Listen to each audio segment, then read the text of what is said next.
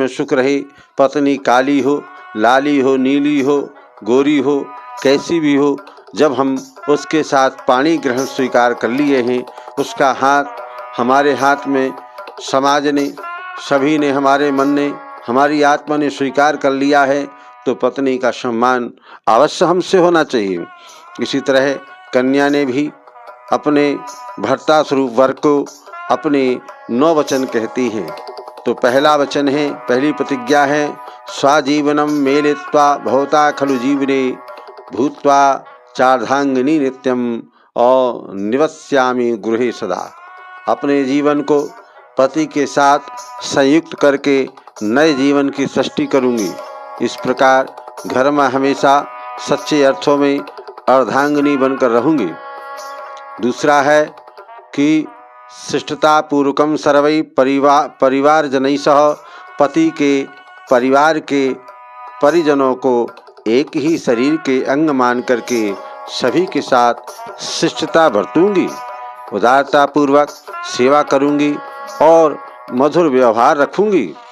ये दूसरी प्रतिज्ञा किया है। अब तीसरी प्रतिज्ञा है, त्यक्त्वालस्यं करिष्यामि गृहकार्ये परिश्रमम्।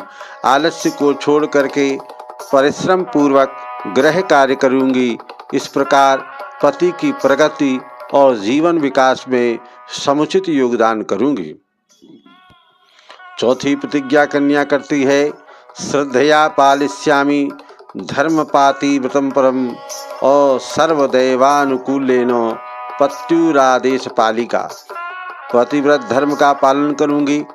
पति के प्रति श्रद्धा भाव बनाए रख करके सदैव उनके अनुकूल रहूंगी। कपट दुराव न करूंगी। निर्देशों के अविलंब पालन का अभ्यास करूंगी। पांचवी प्रतिज्ञा है कन्या की, शुश्रूषणपरा शिक्षा मधुर प्रिय भाषिणी और प्रति जाने भविष्यामि सततम सुखदायिनी। सेवा, स्वच्छता तथा प्रिय भाषण का अभ्यास बनाए रखूंगी। ईर्ष्या, कुढ़न आदि दोषों से बचूंगी और सदा प्रसन्नता देने वाली बनकर रहूंगी।